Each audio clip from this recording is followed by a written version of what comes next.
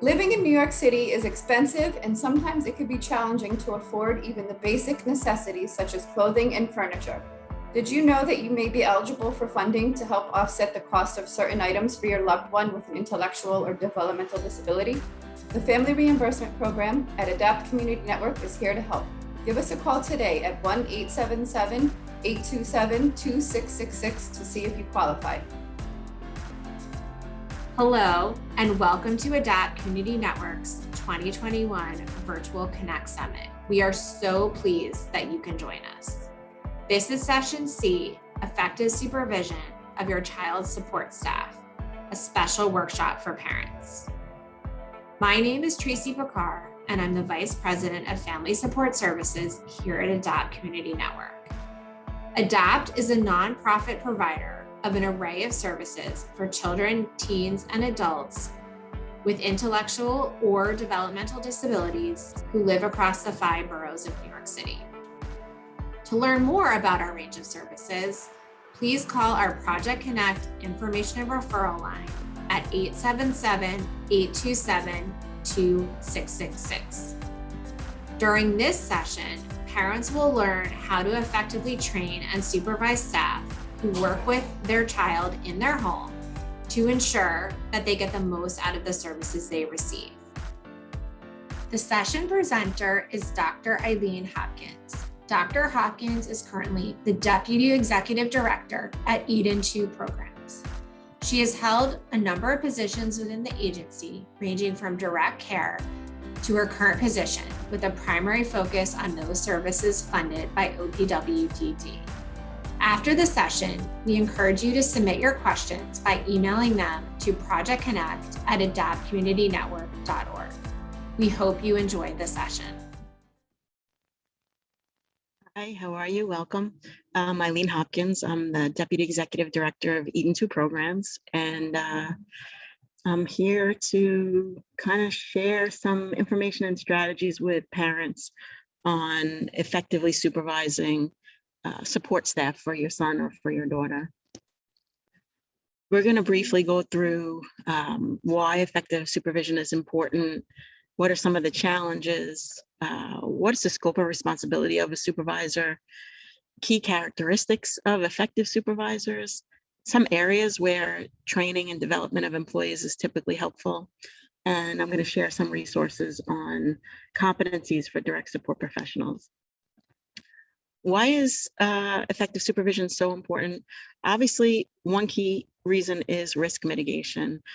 We want to make sure that the people who are working with the boys and girls and men and women that we care about are well trained, really up for the task, and able to communicate with us effectively so that we minimize the likelihood of something bad happening and hopefully also achieve the best possible outcomes as well, and a really good quality of life for those that we're serving. Also, effective supervision helps to maintain people on board and wanting to engage and help. Most parents will share stories about sometimes how difficult it is to get someone who's an effective support for their child to stick around. And being a really effective supervisor is by no means a guarantee that that's going to happen, but it absolutely can help reduce turnover and make sure that we have the right people in place to do the important work that we need. What are some of the challenges? There are a lot of challenges. Our industry, what we do in terms of supporting people with disabilities is really in a workforce crisis right now. Traditionally, we've always struggled with staffing, but at the moment, and partly pandemic related, partly wage related, partly just labor market related, it's really tough to find people, good people, to do the important work that needs to get done. There are some generational workforce cultural issues.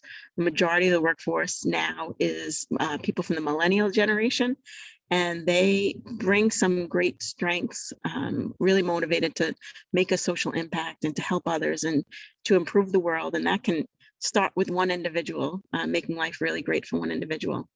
But they also have a desire for flexibility and collaboration at work, and heavy reliance on technology that sometimes is a match and sometimes really isn't a match. So those are things that need to get navigated and can be challenging in terms of effective supervision. Also, the hours that we need people to work are often not the hours that people want to work, whether it's families who have their own obligations or students. Generally, the hours that are most helpful to individuals with disabilities are often untraditional work hours. So evenings or weekends, or times where it might be harder to get somebody to be a reliable presence. So let's shift gears. What are the key characteristics of effective supervisors? There are a bunch of them. Communication skills always, right? And communication being a two-way street. Both parents really clearly communicating what the expectations and the needs are. So what's the basic essential information that this new employee or this ongoing employee needs to know about your child, whether it's health issues, behavioral issues, things that they like, things that they really dislike, having that information be shared in a direct way.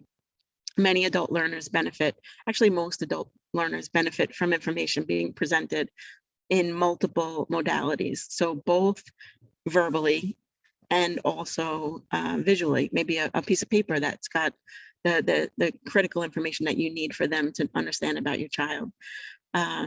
Also, a lot of people learn really effectively through stories because they understand in a fuller way why this thing or that thing may be important. Why is it so important that supervision is close while you're in a public space? Well, when John was 7, this happened, and I turned away for a minute, and this is what happened. So those kinds of stories that help inform a richer perspective of what the child's needs are can be really helpful as well. Parents, in terms of communicating with potential or current employees that they're supervising, whether you're directly supervising them, they report to you, you evaluate and give feedback, and you're the supervisor of record for them, or whether there's maybe an agency that provides supervision, but you're the on-site supervisor. It's really important to be clear about what the expected actions are. How do you expect this employee to be engaging with your child in a proactive way? And what about the things that can come up in a reactive way? How to respond to a situation that emerges, whether it's a behavioral issue or any kind of challenge that they might have. What would be the strategies that you expect the employee to adhere to? And obviously they would need to be acceptable strategies that the employee can adhere to. Also, what's acceptable and not acceptable to you as a family in terms of where services are delivered, locations, how they're spending their time, who they're with, having those conversations about what's okay and what you want to see happen for your child.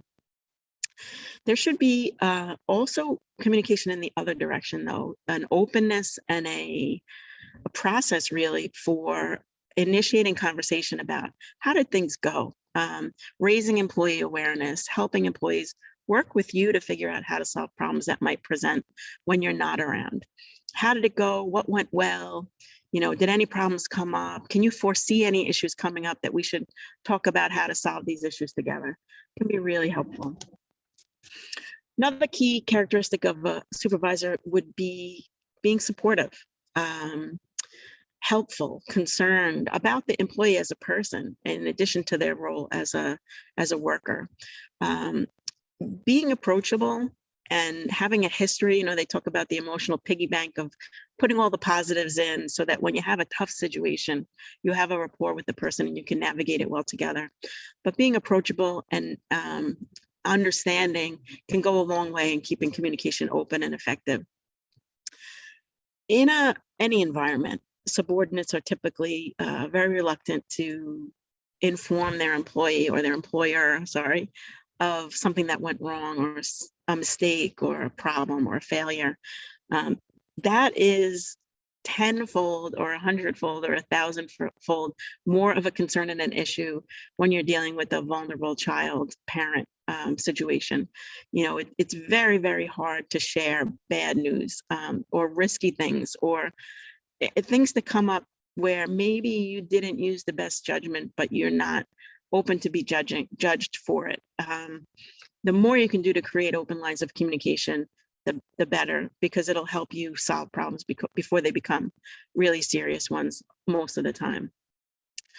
Also, in terms of being supportive, letting employees know what are their decision rights, what's the range of flexibility that they have where you trust their judgment, and they can decide what activities to engage in, or where, or how, or when.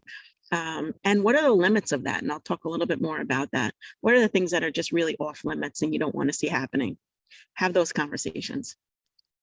Also important to know a little bit about the employee circumstances, and they call it conflicts of commitment, but are there parts of their life and their obligations that might in some way conflict with their obligation to provide great care and support to your child?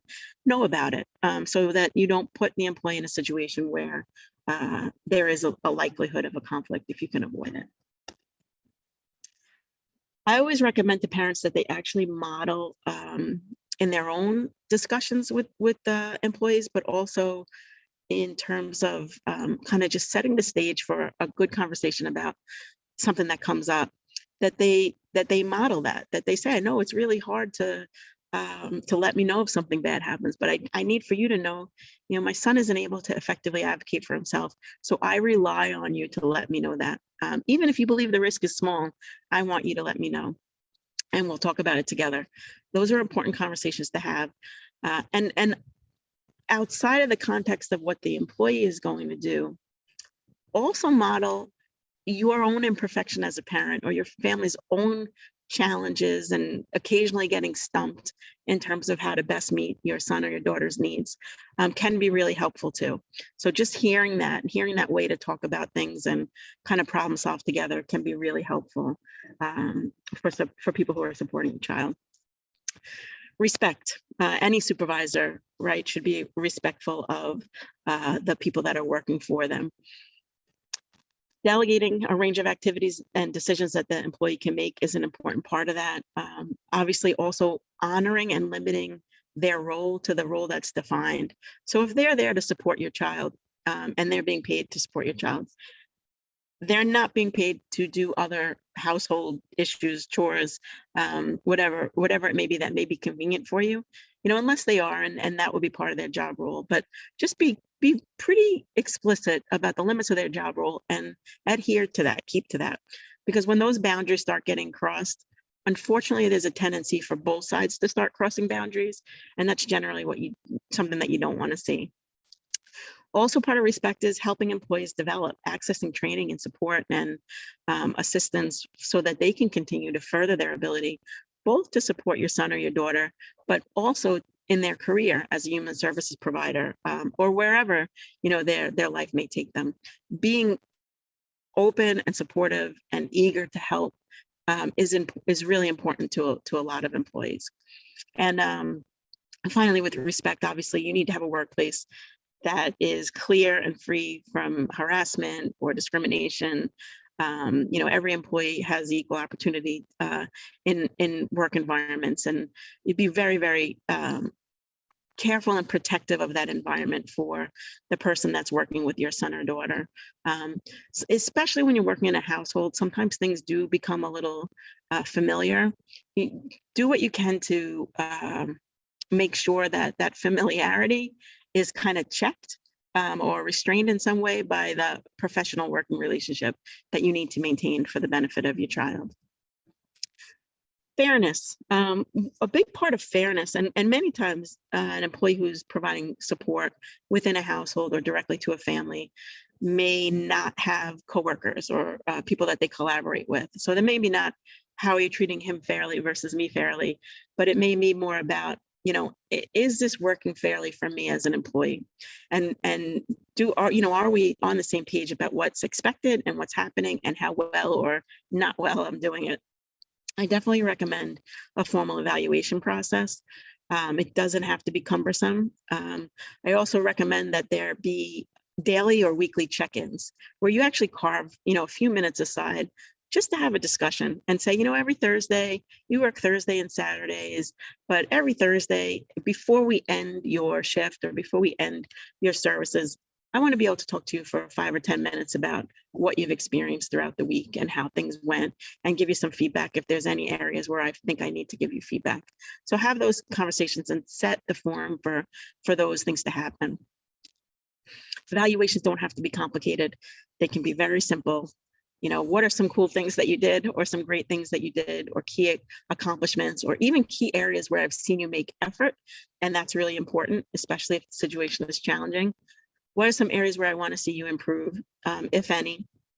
And just a summary. Thank you so much for, working with Sarah. I see that she's happy when you're about to come to the house. I think it's a very important relationship for her, and I want to be supportive in any way I can to help you continue to be better and better as a support provider for my daughter. Another important characteristics of supervisors is predictability. You do sometimes see, especially in in-home service settings, where life gets in the way, where families may, and employees do the same, but families may have a tendency to cancel services because something came up. So, they had a dinner invite, and the family's going to go, and we're going to cancel services that night, or something along those lines. Being dependable and keeping promises. If an employee has a generally fixed work schedule, they may be canceling their own plans to make sure that they're reliably there and present for your child.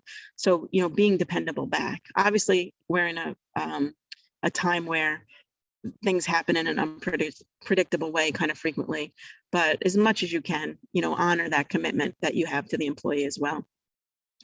Also important, model only behavior that you would like the employee to perform. Stay away from many kinds of modeling of behaviors, even if it's just joking around or informal. It's better for your model of interactions with your child to be consistently professional. And if you have to give feedback, give it. Start open, honest. I need for this to happen, or this is what I'm seeing, and it's important that I see these things as well. Absolutely appropriate and important that you do that, and don't wait.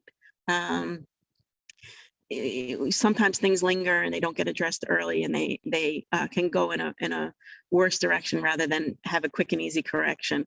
So definitely share concerns that come up whenever possible during your scheduled check-in time, so that the employee is open to it, available, and knows this is where we have these conversations. Okay. You have to do your job well as a supervisor. You have to know what your role is, right? What are the limits of your role and the agency's role? Be present, set boundaries. You're the supervisor, and obviously you're John's mom or Sarah's mom, but continue to maintain that supervisory role if that's one that you have in this relationship. Provide unambiguous direction when needed, and definitely negotiate any kinds of issues that come up when it's appropriate, right? Not everything is parent directed. Sometimes the individuals served have a whole lot to say and important stuff to say about how services are provided. Sometimes the employee will see things in their own activities with your son or your daughter that maybe don't match with what your experiences have been, and be open to that. Can be really important source of information. Okay, very quickly, what are some areas where training is needed for most employees? Just the general mission. Why are you here? What are you doing? What are we trying to accomplish here? And what are the expectations? Safety and security procedures in detail for those who have high risk behaviors or medical needs or other issues. What are the programs and plans? What do you expect to happen? How do we know if things are going well or not? Records, documentation, whether it's technology on the iPad, whether it's in paper, however it is, what are those requirements? If there are any obligations with abuse and neglect reporting, making sure that they understand those obligations as well. General rules, regulations, protocols. I recommend that all employees who work with kids and adults with developmental or intellectual disabilities are first aid CPR trained. I think it's just a good standard practice, and hopefully that's the case. And if not, they're very easy to access those courses. And also, maybe choking prevention, or maybe they have physical intervention needs, or individual support or monitoring needs. Whatever those issues might be, should be training provided. Get into the nitty-gritty, get into the explicit areas where you want to see these things happening, and the explicit areas where these things should not happen. I don't want this to happen. You can do these things, but not these things. And then there are going to be certain areas where it needs conversation, maybe yes, no's, and maybe so's, and have those conversations. You know, if you say, I absolutely don't want to see you on your phone when you're working with my son, he has a lot of high risk behaviors and he needs very vigilant attention and supervision. So I don't want you to be distracted. Do you also want them to be available in case you call or text, you know? And if so, how do you navigate that together? So think those things through and have those conversations. I'm not going to say that there's right or wrong, because there are different relationships, right? Some people might be working for you who you're paying for privately, and you're fine, and you don't think that it's disruptive for the employee to maybe stop and pick up something to eat, or stop by a bank on the way home, or an ATM on the way home with your son or daughter. Some individuals' needs are different, or their work environment regulations are different, and they shouldn't really be doing anything that's not explicitly for the benefit of the person served. So, you know, have those conversations and work out those details. Definitely, you know, job description, being very clear, what are the expectations and responsibilities? You know, there's the phrase, good fences make good neighbors, but establishing and maintaining clear boundaries with employees is sometimes challenging, especially when they get very close and maybe they're part of a lot of family events, but it is really important too. You can be warm and supportive and encouraging, and they can be like a family member, but it's very important that you kind of work to maintain that professional distance that allows you to effectively supervise and maintains a good working relationship, right? Because they're not a family member, they're a support provider for your son or daughter. And it is important that they continue to be kind of cognizant of that, and your family is as well, so that you maintain that supervisory relationship. And just kind of a couple final points. We talk sometimes in behavior analysis, and there was an article about eagles and worms, and you know, the broad perspective and the nitty gritty, deep down digging into stuff, how they're really both important for effectively supporting individuals with whether their disability is autism or another disability. It's important to take the broad view where you're actually looking kind of widely at the world and your son or your daughter and their place in it, and where things can go long term. You know, what are their dreams and aspirations, and you know, what are the ideas that you and they may have for their best life. So it's important for you to have that as a family, but it's important for the employee who's supporting them to have that too. Where is this going? You know, what is our goal here long term in terms of the support that I'm providing? Because when you're in that moment of providing support, you don't always see those small changes that add up to really meaningful improvements in someone's quality of life. So it's important for them to have that kind of big view of the best life, and also for them to be able to dig down into the details, and for you to share together a little bit more about the key metrics, those little areas where we can focus really intentionally right now at making improvements in somebody's life and providing really targeted supports and interventions that'll build on each other to add to eventually bring them to that point where they really want to be in their lives long term. So, you know, clinical assessment, what are the things we're going to monitor data for? You know, how are we going to do this together? You know, those are important things to work out, both clinically and for accountability, right? Just to make sure this is going in the direction that you want it to go in.